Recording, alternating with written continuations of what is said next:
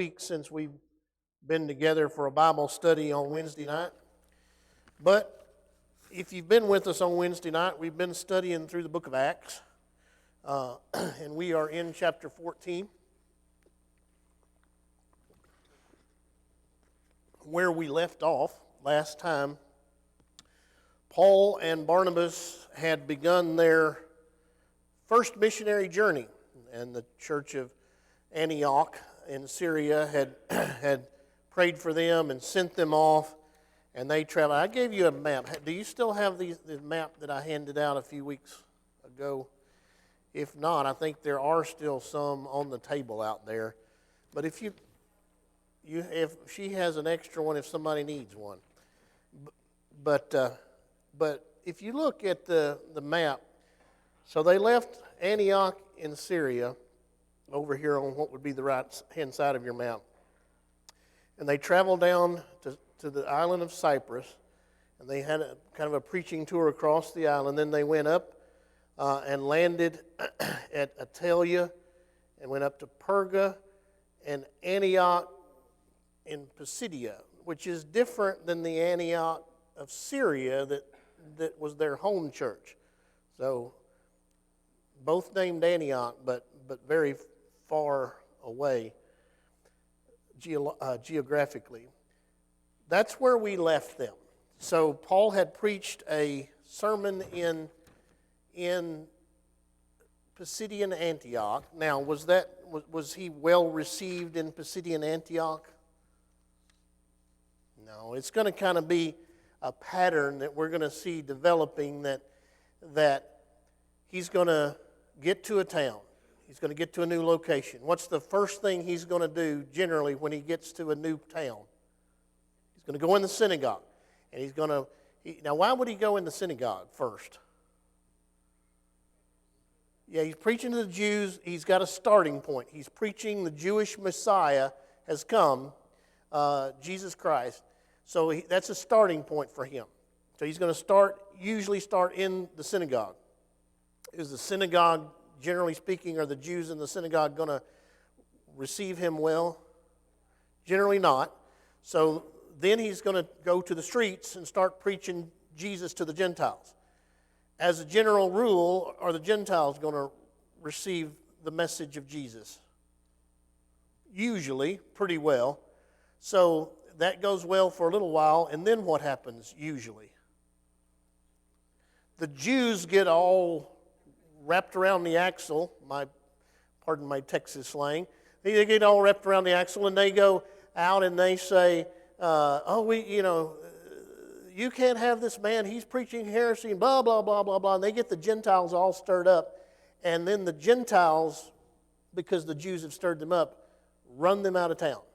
And they go to the next town, and they do the same thing over and over again. So that's the pattern that we're going to see throughout most of Paul's ministry. It's a hard ministry, but that's going to kind of be it. So we left off with them in Pisidian Antioch, and they're being run out of the town, and they're going to, from then on, head on. If you take your little map, they're going to leave Antioch, and they're going to go down to Iconium and Lystrum and Derbe. And then they're going to start backtracking back through. So let's take a look at this. We're in chapter 14 of Acts, verse 1. Acts 14:1. Now it happened in Iconium that they went together to the synagogue. See what I'm saying? That's their MO. They went to the synagogue of the Jews and so spoke that a great multitude, both of Jews and of the Greeks, believed.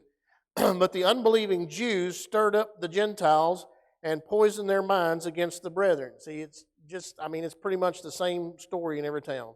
Verse 3, therefore they stayed there a long time, speaking boldly in the Lord, who was bearing witness to the word of his grace, granting signs and wonders to be done by their hands. But the multitude of the city was divided, part sided with the Jews, part with the apostles. And when a violent attempt was made by both the Gentiles and the Jews with their rulers to abuse and stone them, they became aware of it and fled to Lystra and Derbe, cities of Lycaonia. You can see those on your map if you look.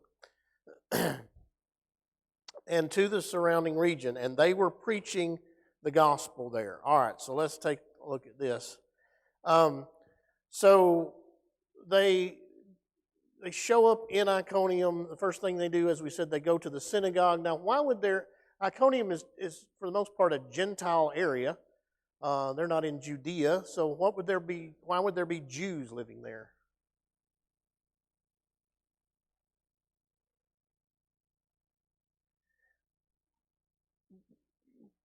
Well, except that we hadn't quite got there yet. Jerusalem falls in 70 AD. We're at about 50 AD here, so we're about 20 years before that. But you're on the right track.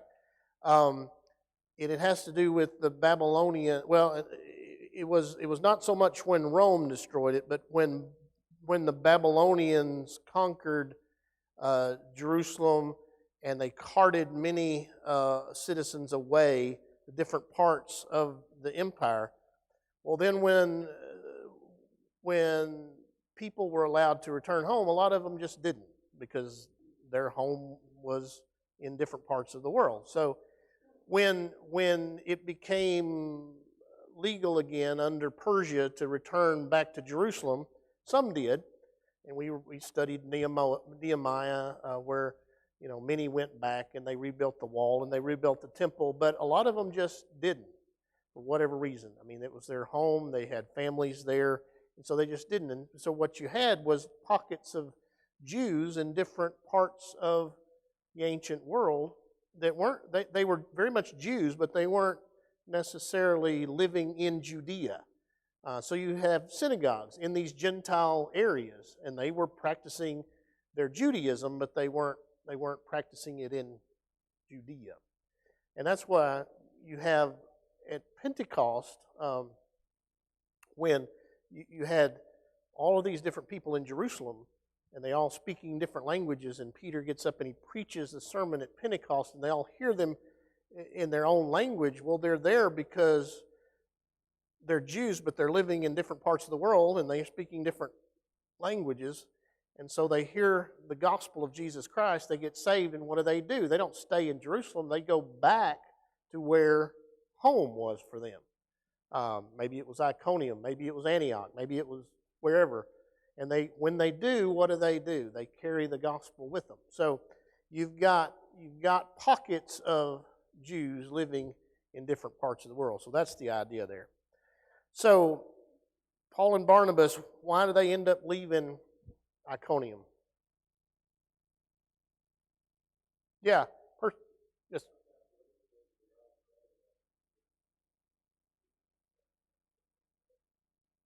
Well, so, yeah. Um, um, it's talking about Christians or it's talking about Jews? Okay. So you get some more scattering there. They were all scattered. Verse 1, at this time a great persecution arose against the church which was at Jerusalem, and they were all scattered throughout the regions of Judea and Samaria except the apostles.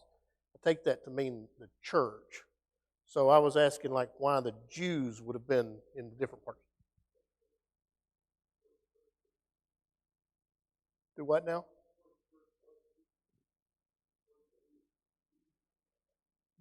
Right, yeah, right. So what I'm saying is before there was a church, there was Jews in various parts of the world, because when the Babylonians came in and exiled everyone, they scattered the Jews. Some came back to Jerusalem, but others didn't and stayed and started synagogues there. So that's why you get some Jews in that in different parts of the world. So they're leaving Iconium because they're being persecuted. They're being persecuted again, which this was their standard. their standard way of operating. They get there, they preach first in the synagogue, then they preach to the Gentiles. Some Gentiles accept, and in this case, you get some Jews that accept too, but the unbelieving Jews stir up the Gentiles, stir up the town basically, and you've got persecution arises and they get run out of town. So, all right. Questions or comments on those verses? All right, let's look on then to verse 8. So they're leaving then Iconium and they're going down to Lystra. Let's see if things happen any differently in Lystra.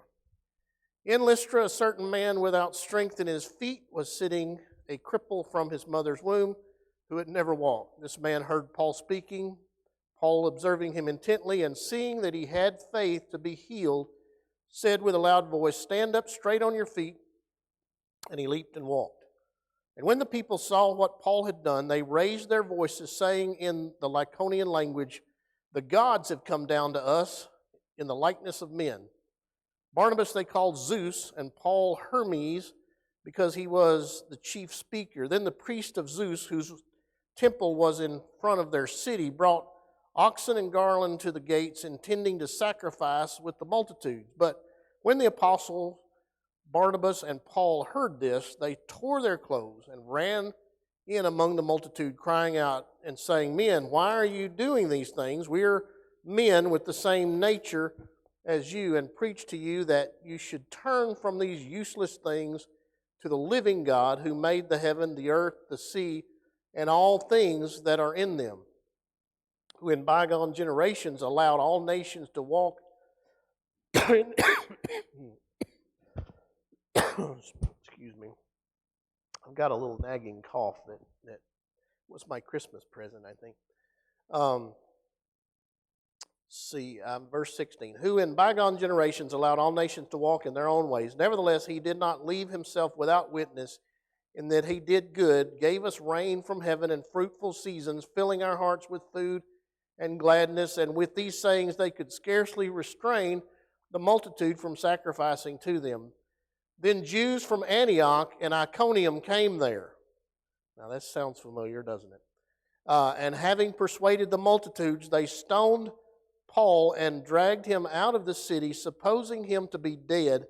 However, when the disciples gathered around him, he rose up and went into the city, and the next day he departed with Barnabas to Derbe. Now you got to get this picture. So they get run out of Iconium. So they go to the neighboring town, which is Lystra. They go to Lystra. They see this crippled man. He's been crippled ever since he was born. They heal him. And the people think these guys are gods.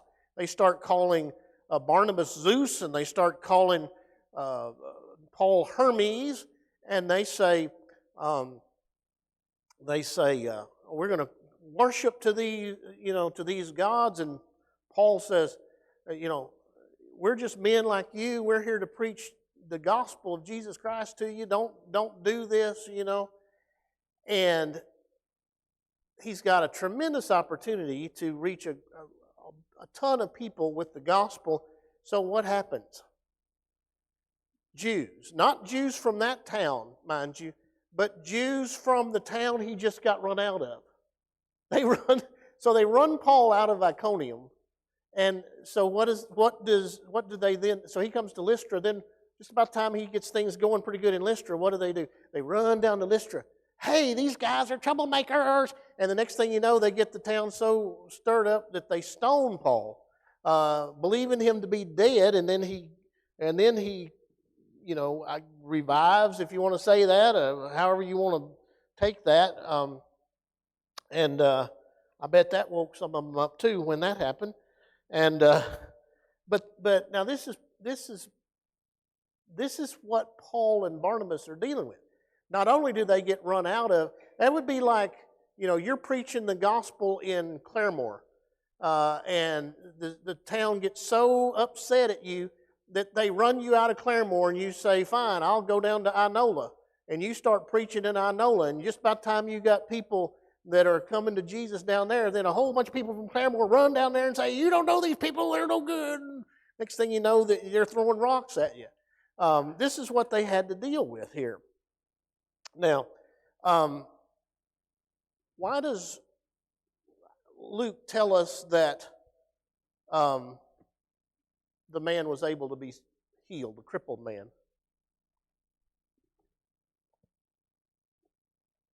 Because of his faith. It says that Paul saw that he had the faith to be healed. So faith seems to play an important part in miracles, particularly miracles like healing and that sort of thing we see.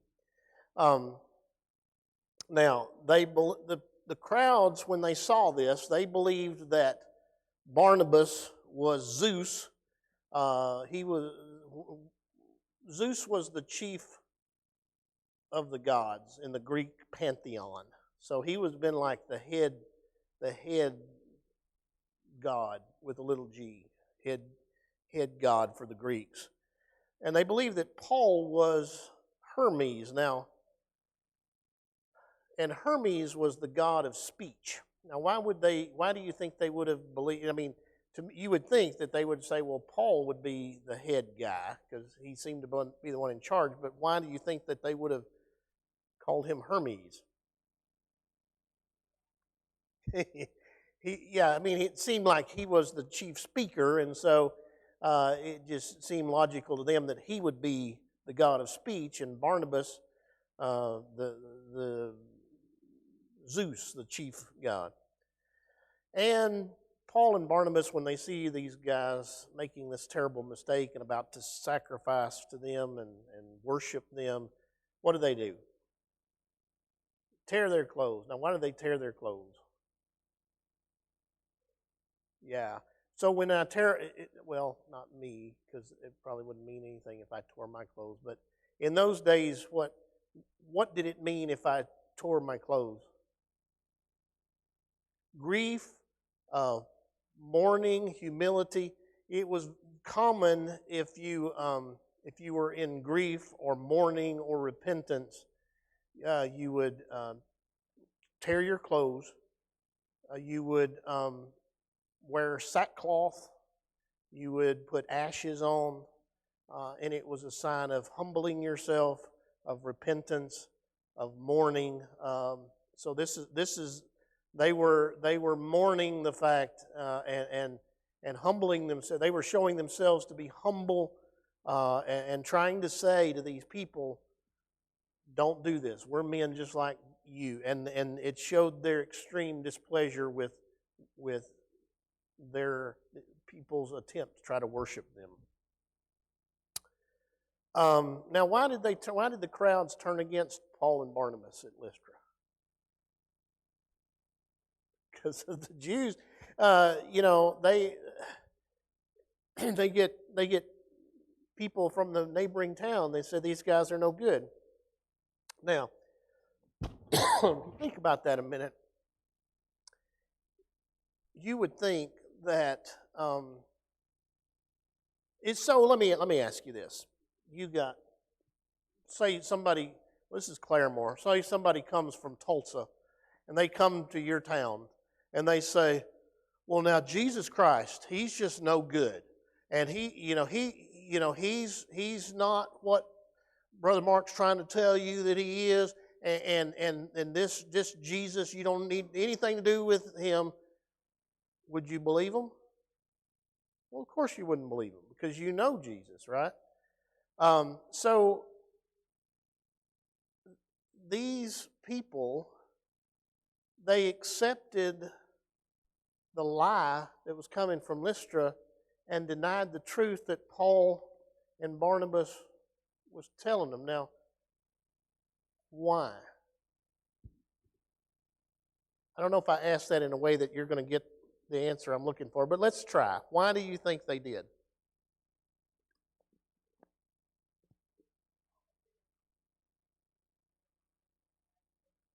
Okay, so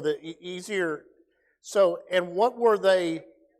At first, they wholeheartedly believed the miracle, and they believed that Paul and Barnabas were gods, and they wholeheartedly accepted that. Why? It's something they wanted to believe. I've got a guy here that can make a guy that was crippled from the time he was born whole again. Hey, maybe that means he can make my crops grow. Maybe that means he can give me, make my milk cow give better butter. I mean, maybe all of these problems that I got, he can fix. Now, we've got Paul saying, wait a minute, that's not the Jesus we're preaching. We're not preaching a genie in a bottle. We're trying to tell you about a Jesus who died on the cross for our sins. And He doesn't want to make your life, a bed of roses. He wants you to surrender your life to Him as Savior and Lord. And they're like, well, wait a minute, that doesn't sound like nearly as much fun as Him fixing my milk cow.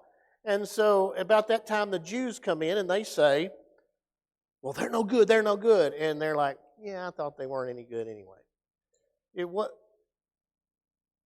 The Jesus that they first thought they saw, they were more than willing to accept. But the Jesus that Paul was actually preaching, they wanted no part of it. Now, let's think about it for a little bit till it hurts. Does that ever happen today? You bet it does. People are more than willing to accept a Jesus that will heal me when I'm sick and give me a job when I'm broke and, fix my milk cow when it don't make butter no more. I don't know why I'm on the milk cow tonight, but anyway. But if you're talking about a Jesus that I have to surrender to, that life may not always be comfortable, that following Jesus may not always be easy, it may not always be fun. That's not the kind of Jesus that a lot of people are willing to accept. And so, what do? If you can't beat up God, you take it out on the messenger, and they do with Paul and Barnabas. Incidentally, sometimes they still do today. But that was the basic problem was that Paul and Barnabas was not preaching the kind of Jesus that they were wanting to follow. But they reached some. And the fact that they were able to reach some in Lystra, we know because in verse 20, what's the term that's used there? Disciples. Yeah. However, when the disciples gathered around him, so some they were able to reach there. So it wasn't a lost cause. It was never a lost cause. Paul never reached everybody in any city, but he always reached a few, it seems, and it was never a lost cause. Now, why did they leave Lystra? Why did they leave Iconium? Persecution. Why did they leave Lystra? Yeah. We tried to kill this guy and he just keeps coming back to life. But so they leave. They leave again. Now, they're going from there on to Derbe, and then they're going to start backtracking. So let's take a look. Let's see how we're doing on time. We're good on time. Verse 21. When they had preached the gospel to the city and made many disciples, they returned to Lystra, Iconium, and Antioch. Now, he's talking about Derbe. So they left Lystra, they travel on to Derbe, and it's talking about what happens in Derbe in 21. They preached the gospel to that city, made many disciples. Then they returned to Lystra and Iconium and Antioch. Now, what happened in Lystra? And what happened in Iconium? And what happened in Antioch? Paul don't learn his lesson, does he? He's headed back to the same towns that have already kicked him out once and tried to kill him. Verse 22, strengthening the souls of the disciples. Now see, there's encouraging word. That means that it wasn't a total loss. The seed of a church has been started and it's growing. strengthening the souls of the disciples, exhorting them to continue in the faith, and saying, we must through many tribulations enter the kingdom of God. Nobody knew that better than Paul, it would seem. So when they had appointed elders in every church and prayed with fasting, they commended them to the Lord in whom they had believed. And after they had passed through Pisidia, they came to Pamphylia. Now when they had preached the word in Perga, they went down to Attalia, and from there they sailed to Antioch, and there they had been commended, where they had been commended to the grace of God for the work which they had completed. Now when they had come together and gathered the church together, they reported all that God had done with them, and that He had opened the door of faith to the Gentiles. So they stayed there a long time to the disciples. So, if you take your map out again and you look, they make it as far as Derbe, and then they start backtracking.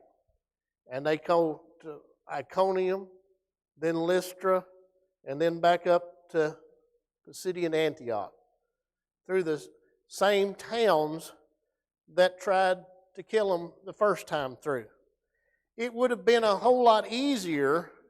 They're already at Derbe. We're trying to get back home to Syrian Antioch right here. Wouldn't it have been a whole lot easier to catch a boat coming right off the coast here and sail right across to Antioch than to go all the way back the way they came? Well, it certainly would have. Why didn't they do that? And why did God want them to do that?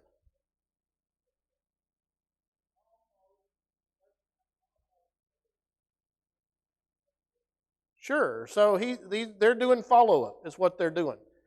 So they came in and they made some disciples. They planted some churches. Now we're going to follow up. The easy thing to have done would have been to say, I'm not going back to Antioch and Iconium and Lystra. I'm getting on a boat and I'm headed home. I'm going back to Syria where I belong. Those people try to kill me over there, but they don't do that. They go back and retrace through the same towns that kicked them out and tried to kill them to start with, because they're following up on the churches that they planted there. So what lessons do we learn about missions and evangelism from Paul's first missionary journey that we wrap up tonight? Yeah, I mean, not everybody's going to get saved, but some will. And that's encouraging. You go out and you witness to the masses. I can tell you right now, not everybody you witness to is going to get saved. But if you do it enough, some will, and that's encouraging. What? Planted a seed, yeah. Exactly. Yeah, what Paul said, I planted and Apollos watered, and God gave the increase. So you're right. Yeah, I mean, and Jesus says that, doesn't He? All who will live godly will suffer persecution. Here's what I've learned, and Lisa and I were talking about this the other day, and I'm sure that there's scriptural basis to back this up. I just don't have proof text before me tonight. But I was just kind of thinking the other day. It seems to me, whether it's in the Bible or in my own life, as I've looked at people and people historically, anybody who's used by God, anybody that God uses, is going to suffer. I mean, it's just part of it. You cannot be used by God and not suffer. And it seems like a general principle seems to be that the greater you're used by God, the greater the suffering. So Paul and Barnabas are used mightily by God, but with that comes what? Suffering as part of the deal. Some of the things that jump out to me, they planted churches. You know, they didn't just go and preach on a street corner and, you know, have them fill out a card and then travel to the next town and hope everything's going to be all right. They understood that in order for disciples to grow, they need an environment to do that, and that is the local church. There were no local churches where they were going, so they just started them. So planting churches was their strategy. Follow-up was certainly part of their strategy. They didn't just go and, you know, lead a bunch of people to Jesus and just forget about them. They followed up. I mean, they felt like they had an investment in these people's souls and lives, and so they followed up. They were led by the Spirit. It was the Spirit that called them out of the church in Antioch. We'll see in the second missionary journey, it's the Spirit that guides them to Macedonia. So it was all Spirit-led. This was not Paul and Barnabas' idea, nor were they going under their own power. It was the Lord's idea and the Lord's power. They established a point of contact. For them, it was the synagogue. They found a place where they could get their foot in the door and start preaching. Now, that door didn't stay open very long, but they always started at a place where they had their foot in the door and used that to preach Jesus. So I think there are lessons in that for us today as we look at missions and evangelism and all of the things that we as Southern Baptists, right here at Lottie Moon time as we focus on missions. I think those are important lessons that we need to remember, whether we're doing missions in Claremore, Oklahoma, or around the world. Those are important things. And so with that, the first missionary journey comes to a close. They make it back to Antioch. They get the church around. They say, guys, let us tell you what the Lord has done. And they share them with them, and then they stay there. It says, verse 28, they stayed there a long time with the disciples. So they took, God gave them a little bit of a breather. What do we call it in missionary terms? A furlough. They had a furlough. Nice little furlough there. And then in chapter 15, they'll be dispatched to Jerusalem for what we call the Jerusalem Council, and that will kind of spark the second missionary journey that we will look at after that. Questions or comments on chapter 14 or anything with the first missionary journey? Yep.